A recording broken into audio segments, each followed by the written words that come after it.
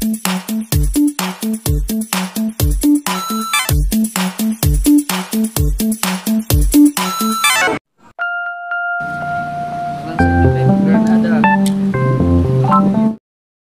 kalinga, panoorin niyo po ang pagbabad ng mga paa ni Kuya Alex. Yung kanang bahagi ng kanyang katawan ay na-stroke po. Kaya panoorin niyo po kung paano ang pagbabad ng kanyang mga paa. Yan lang. Okay na yan. Yeah. Okay na yan. Nakasit na. Hayaan mo na lang.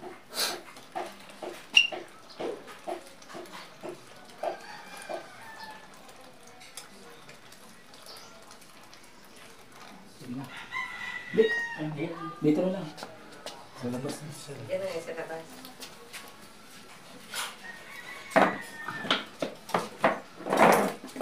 Ganyan po muna kasi mapapasa yan pag yun. Kukunin na natin yung init. Ayan yan. Pag napawisan yan.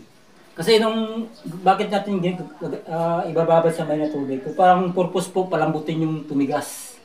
Lalambot po yan. Basta gabi-gabi ang babad. Kailangan yung ituturo ko ngayon, dapat ma-perfect ninyo. Kasi mas maganda, mas mabilis yung recovery pag na-perfect nyo to. Kasi ang ano nito, ang pag-asa natin dito, para palambutin, di ba? Kailangan yung init, ma-absorb niya talaga. Dapat bago siya matulog. Opo, bago siya matulog para hindi na siya mahanginan at hindi na siya mabasa. Pero bukas, pag kinabukasan, pwede ka maligo. Kahit mahanginan kayo, pwede na yun. Yung pagkatapos ng babad, bawal talaga yun. Pagkatapos bang babad. Pero pagka kinabukasan...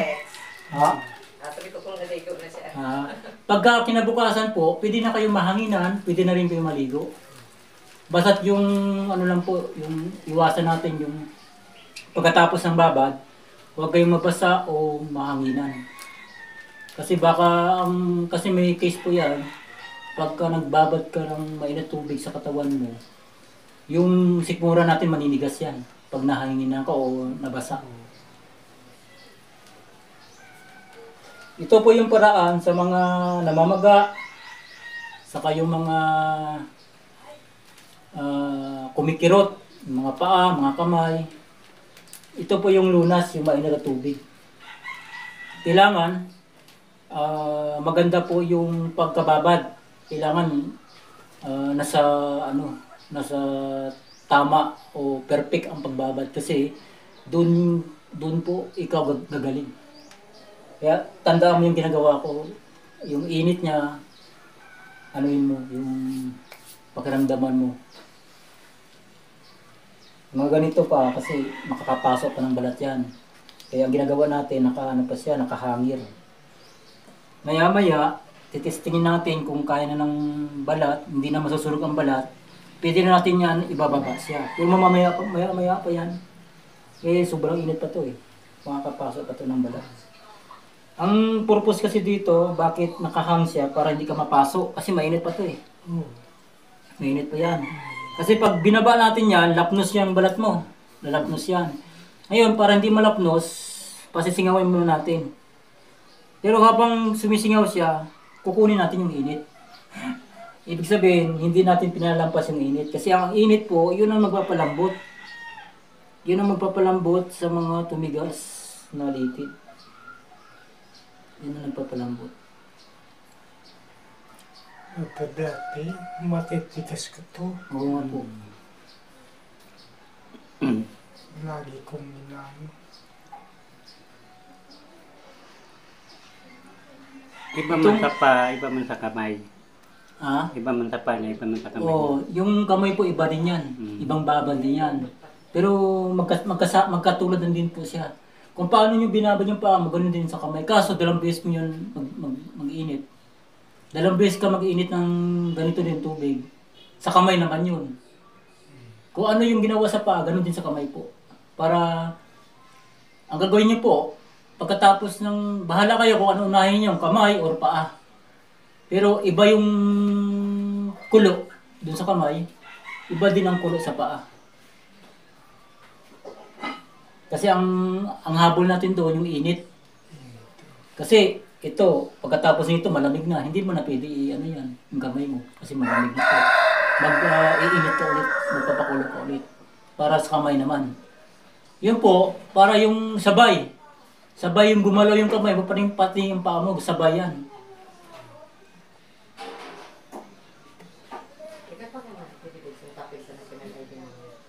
Kasi yung tinulungan namin doon na ngayon nakatira sa amin, ano din yung pintor, all around yun, pintor, mason, carpenter siya, pwede mag-carpenter. Kasi ang, Masundin ako. Ako na ganun. ikaw po ang gumawa nito. Ang ano naman sa kanya, nag-maintenance kasi yun siya. Nag-maintenance yun siya. 2 beses yun inatake. Ikaw nga, yung sa kanya din, ano din, matigas din yung ano niya, kaliwa. Ay, kanan. Kanan yung kanya. Ito, kanan din sa'yo ito eh. Kanan din.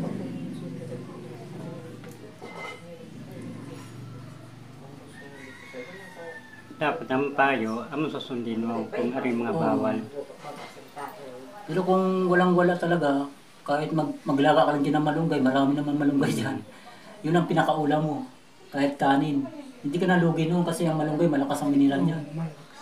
Yun ang pinapakain ko doon. Pag wala kaming ulam, pinapakuha ko siya ng malunggay. Oo, pinapakuha ko siya ng malunggay.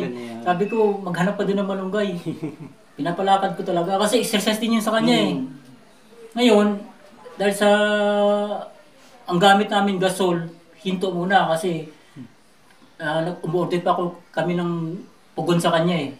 Uling yung gagamitin namin. Ngayon, pag andyan na yung pugon, bibili kami ng isang sakong uling, doon naman mag-umpisa pag babad. Kasi ang pagbabad talaga, ano yan eh, tuloy-tuloy ang pagbabad. Hanggang sa gumaling siya. Hanggang gumaling. Hanggang sa umuwi na siya. Kasi ang pangarap niya, gumaling siya para makabalik sa trabaho niya. Ang trabaho niya, doon sa Pitex, doon siya nagtatrabaho. Kaya lang siya na doon, nahinto kasi nga inatake siya. Inatake siya. Hindi na siya nakabalik. Kasi nga stroke na siya eh. Pintor. Pintor, mason, carpenter, ano siya. Yan sabi ko, sikapin mong gumaling ka para makapagtrabaho ka ulit, makabalik ka sa trabaho mo.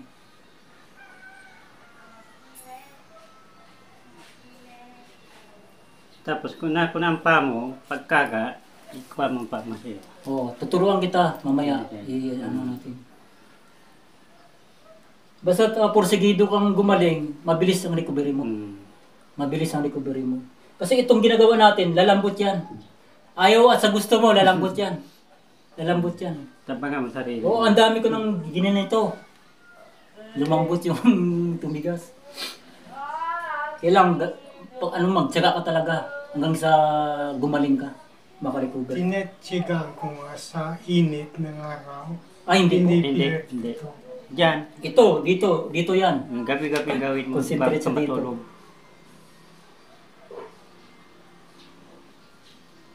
Bago ka matulog, yan ang gagawin. Nangangalay na ako. Mabilis ako nangangalay. Ganyanin ko. Nangangalay na ako eh. Ano bang kung mababa? Ay, upuan na ano. Yung mababa lang.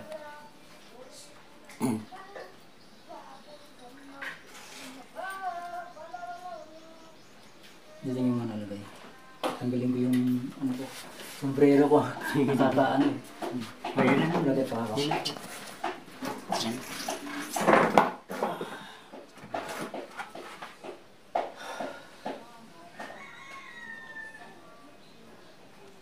Bago matulog, yan ang gagawin mo. Tiga ka lang. Tiga ka lang kasi kagaling ka dito. Pagtigaan mo to. Kasi marami na akong binabad na gumagalaw Walang talaga. ilalagay na dahon-dahon kung ano. Wala po. Wala. Kasi ang habol natin dito, init lang po eh. Init lang yan eh. Init po ang habol natin dito. Para magising ang kuwanan, ugat. Yung lumambot yung litid na tumigas. Kung may magaman, matatanggal din yun. I-refresh. Oo. Init. Kasi yung init, nagpapalabas ng mga acid yun eh. ilalabas yung acid na, yun ang nagpatigas sa litid niya, yung acid na yun. Lalabas yun. Pag Lalabas yun. kung pinawisan na yan, May, lalabas na may yan. moist to, may moist to. Ganito, may moist yan sa baba. Sa talampakan niya, meron yung moist. Yun ang acid yun ang lumabas.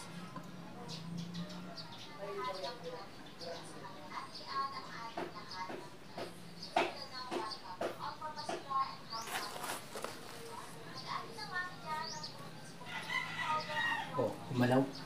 Yung gumagalaw Hindi na. pa yan tinutubog. Gumagalaw na. Hindi pa tinutubog yan. Lalo mamaya pag tinubog yan. Na ano ba na ibaba? Na ibaba? Kaya nagalaw niya eh. Init pa.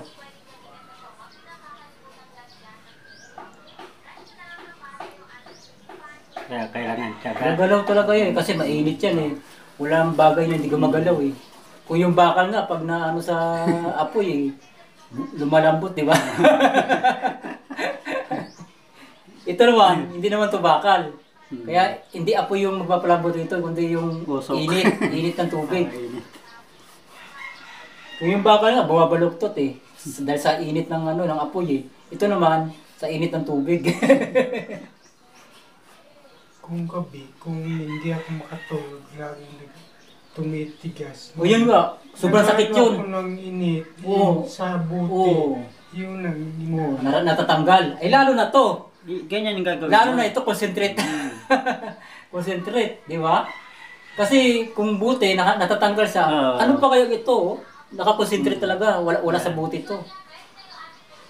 Halimbawa, ngayon na inano, bukas na gabi, yan ang gagawin mo. O, gabi-gabi po. Gabi-gabi yan. sa gabi. Sabihin ko sa inyo, bawat gabi may pagbabago yan, may paggaan yan. Gabi-gabi yan. Meron kayong makikita na pagbabago na palambot ng palambot yan. Ang sabihin ko sa inyo.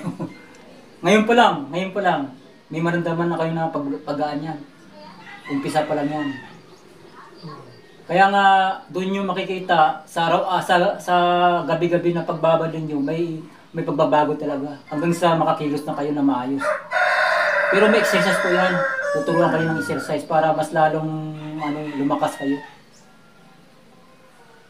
Ito na yung first step to, first step. Tapos yung second step, yung exercise. Yung third step, yung stretching. May stretching pa yan. I-stretch ko pa yun. Yun ang tinatawag na massage, stretch. Pag ginagamitan ng stretching, massage na yun ang tawag doon. Ito, ang ginagawa nito, therapy to. Therapy to. Yung mga exercise, may tawag yun, exercise ang tawag doon. Pero yung kapag ginagamitan ka na ng, di ba, ako, ini-stretch ko, massage na yung tawag doon. Ang tawag dito, therapy. Ang pwede sa katawan, mga nature, mga galing sa natural. Ito, natural itong gamit natin. Talagang gagaling ka talaga dito kasi natural itong gamit natin. Walang ginagamit na chemical, walang ginagamit na mga iba't ibang mga katulad yan, laser. Laser talaga sisirain yung katawan mo. Pinapatay ang mga mga nerves, mga cells sa katawan. Pinapatayan. Kasi totoo naman, wala nang virus eh. Ay, walang bacteria ang katawan, wala. Ang sumisira sa katawan, acid. Yung tumapang ang acid sa katawan mo at tumaas ang acid sa katawan mo. Ang totally na sumisira sa katawan natin, lason. Chemical.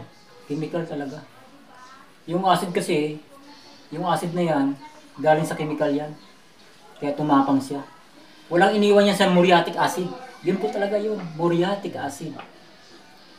Ang muriatic acid. Sa sobrang pa, no? Oh, ganun talaga pag tumagal pag tumapang yung acid sa katawan mo, ganun ang niya. Ganun katulad ng ganun ng muriatic acid. Sa muriatic acid siya. Ang ginagawa naman ng pag tumapang ang acid mo, dun sa pupunta sa litid, sa nervous system. Ang ginagawa niya doon sa nervous system, pinatitigas niya. Ayan po mga kalingap, mayroon pa pong part 2 sa pagbabad po ng mga paa ni Kuya Alex.